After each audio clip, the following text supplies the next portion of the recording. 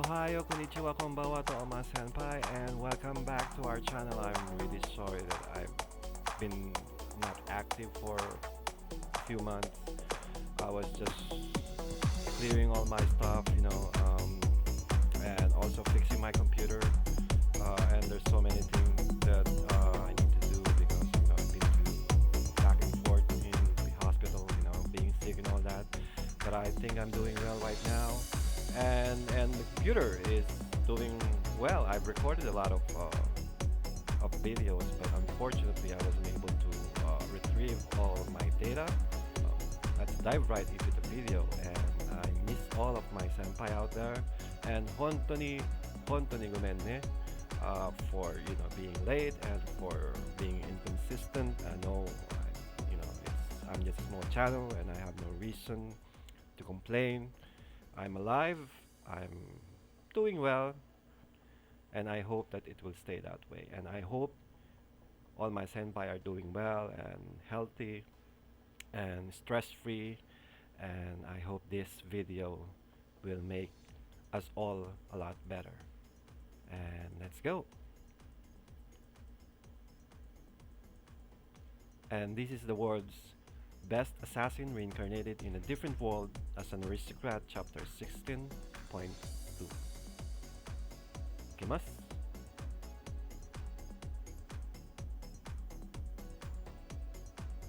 Okay, so Lugh.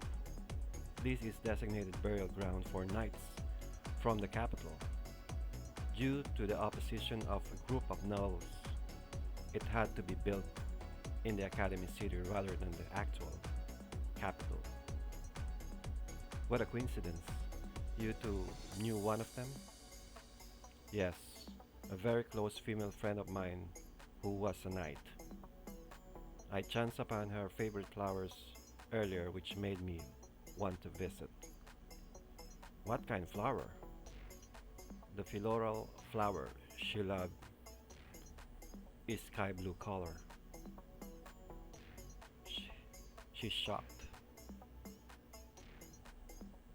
See, even the clothes around her are embroidered with the same color.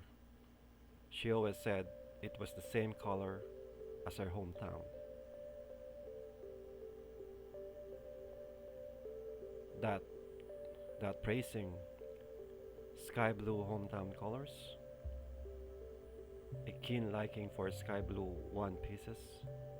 Could it be you're referring to Mireille? It's a color of dye that could only be made in her hometown? Could it be you know Mireille Epona? What? Of course he doesn't know Mireille, right? We all know that. It's exactly as the information said. I would have no idea about Mireille if Maha hadn't informed me of her existence, but once she did, I found that she is incredibly important to Epona. In which case, I'll play the part of Mireille's old friend without flaw in order to gain Epona's trust. I'll use the crack in the hero's heart as an opening, and Epona, please say something. Anything. I see. Who would have thought that I would come across an old friend of Mireille's? Who would have thought that you would have known her? There's something I have to tell you. Something I must apologize for. After all, I was the one who killed her. Indeed, exactly as the report Epona made herself said. What are you talking about? I heard she was killed by a monster. She wasn't, Lugh. Before I became the hero, I was just an average guy. With nothing but name, not even mana. A useless piece of trash who couldn't be of use to anyone. But at one point, monster began attacking our land. When that happened, all this power flowed into me.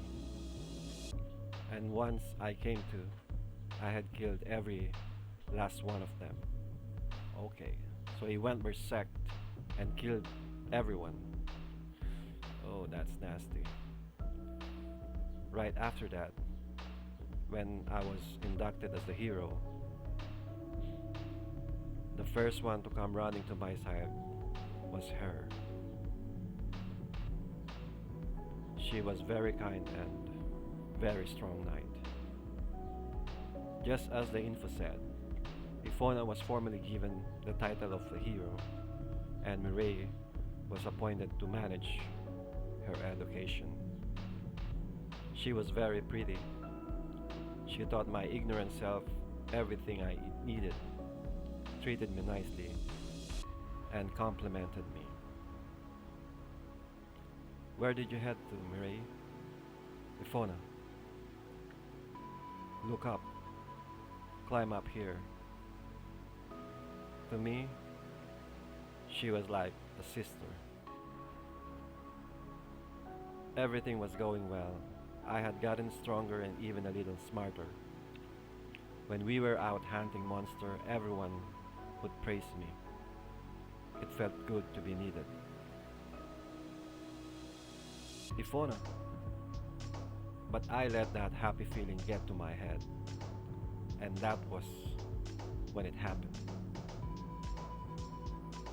If this keeps going according to the report given by surviving knights, it refers to when the monster launched an attack of incomprehensible magnitude. The event where all of the monsters gathered together on a scale hitcher to unheard of to launch their assault. It was in fact caused by the hero's great success up till then.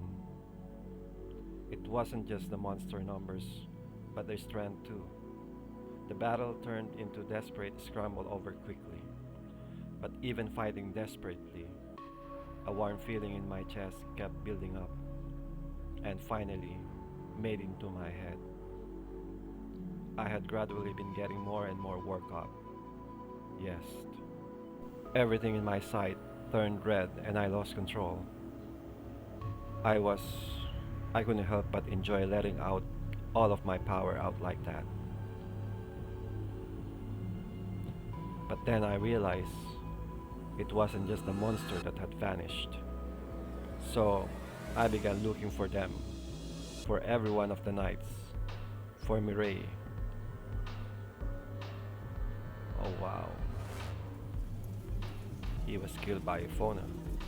Or she was killed by Epona. That's sad. Look at Epona. She's wrong, I guess. Once I saw that sight, I could remember it. The feeling of Mireille's body getting caught up in my attacks against the monsters. It was me who had killed her. That feeling told me everything. It weighed on me all this time. This is her repentance. She hasn't faced me even once this whole time. This was her way of lamenting the sins she has committed. Epona's unhappiness was sown by the unbelievable power she had granted, sown by the fact that she carries uncontrollable power and then knew when it would rampage. Mireille left some final words though. What do you think they are? I don't want to die. A grudge against me? Lingering regrets? I wonder. With the last of the strength in her cold, bloody body, she said this. Thank you for defeating the monsters. Countless lives have been saved. Please, take care of the kingdom of Alvan in my stead. And she cried. I think I finally get it. This incident seems to be a sort of trauma for Epona. She doesn't have to worry about her injuries on account of being the strongest there is, but her abilities can hurt the people around her, and that's what frightened her, which has made it so she doesn't want her to use her power if possible, not to mention Mirai's last words to her. They did take quite a toll on Epona. I can know for sure. But there's possibility Miss Mireille said everything she did knowing what effect it would have. If that were the case, then she would have considered that her death might become traumatic and render Ifona unable to fight. She used the last of her power to send the hero into the battlefield. She was indeed a patriotic and citizen protecting knight to the very end. It is really quite admirable of her to have done such thing.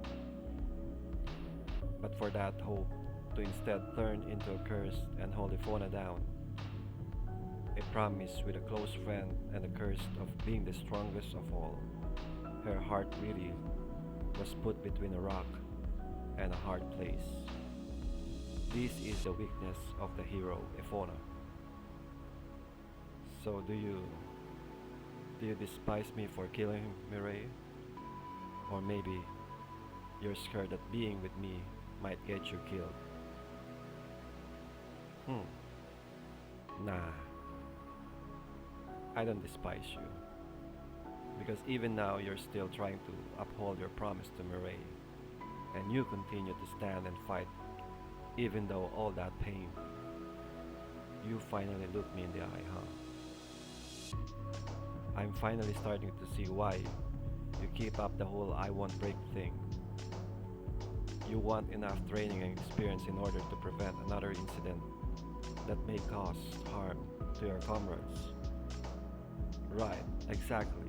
That's exactly it. I want to at least be strong enough to keep my power in check. I don't want to hurt the people close to me. Because if it happened again, I'm not sure I will be able to handle it.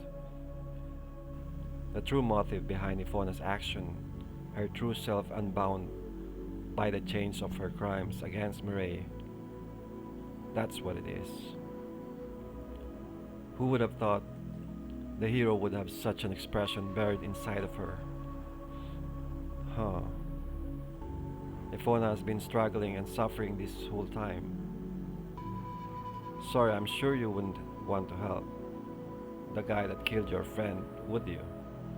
As a friend of Mireille's, I'll definitely help you out. Mireille, thank you, did she not, for defending the country and all. In which case, I couldn't possibly bring myself to blame you. I should be lending you the strength you need to keep the promise of protecting this country. I don't. No need to worry. You won't be able to kill me. So, let's train together. And if you ever seem like you're about to lose it on the battlefield, I'll come to stop you. Because I have the strength. Lugh, are you sure? You should know how strong I am, right? You look like you have something to say. It's kind of hard to say aloud, so I kind of avoided it. I couldn't say it. I was too scared to. But if you're fine staying beside me, if I don't scare you, will you be my friend? Being by myself is lonely. I really don't want to kill her. Oh, that's sweet. I chanced upon a cry for help from the bottom of Ifona's heart and through it learned it of her pain. And I did.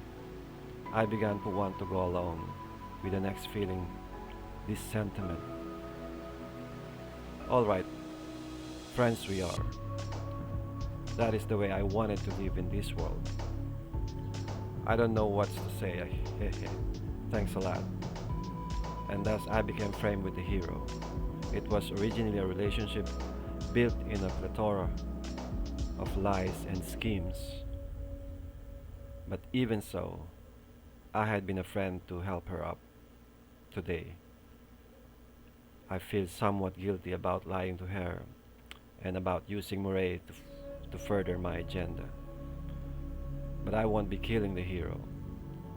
I'll look for a way to save the world without killing Epona, even if it tears me apart. So, this is where you two were. The headmaster has called for the heroes' party to gather at once. It's the monsters. A legion of orcs are invading. Uh-oh. Now it begins.